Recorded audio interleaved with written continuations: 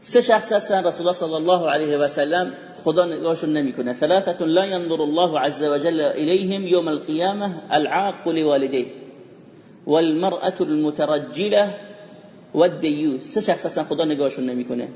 کسی که عقوق والدین میکنه، با پدر و مادرش بد برخورد میکنه، خدا نگاهش نمیکنه. چه نکوهشی، چه وعیدی. رفتارتون با پدر و مادرتون خوب بکنید، اصلاح بکنید. والمرأة المترجله، زنی که مثل مرداست.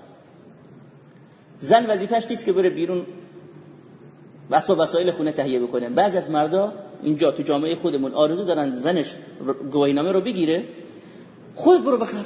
خودش میره خرید میکنه، پیاز، سیب زمینی، نمیدونم وسایل خونه، لباس. زنش شده مرد زندگی. نه، این وظیفه زن نیست. وظیفه زن این نیست.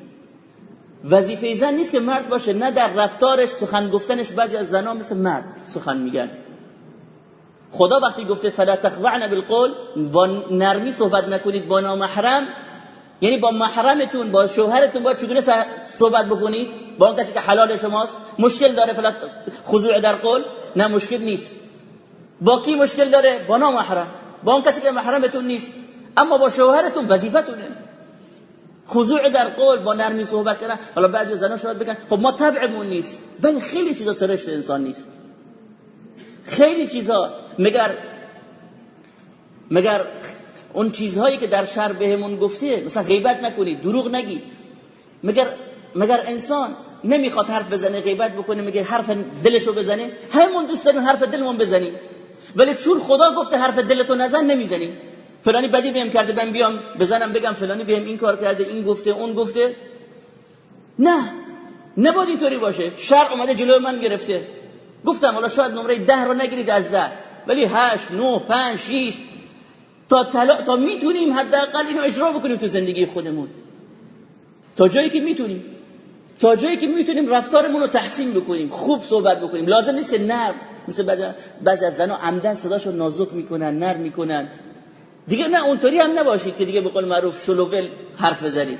منظور احترام باشه تو حرفتون، تقدیر باشه تو حرفتون، شکر باشه تو حرفتون، خوبی باشه تو حرفتون. حرفتون مردانگی نباشه. ای مرد، کجا رفتی؟ کجا اومدی؟ مثل پدر که با فرزندش برخورد میکنه، چرا دیر اومدی؟ دیر از مدرسه اومدی. این رفتار مردونه است، رفتار زن نیست. این زن مترجله. در لباس هم همینطور. یعنی خدا نگاه اون زن نمیکنه که در لباسش مثل مرده.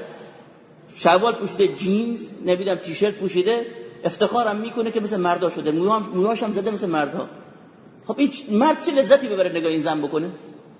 خب چه فرقی کرد با اون مردایی که تو خیابون میبینی و اون زنایی که تو کوچه خیابون میبینه؟ این گفتم چه در مظهر اخلاق و چه در مظهر شکل قیافه. مظهر زن باید زن باشه، نه مرد. حرف سخنش زنونه باشه با شوهرش، نه مردونه. اینو باید بدونید. و دیوث هم که اون کسی که محارمش و زنش و خواهرش رو میفروشه برای دیگران. بی حرف و سخنمون از این نیست.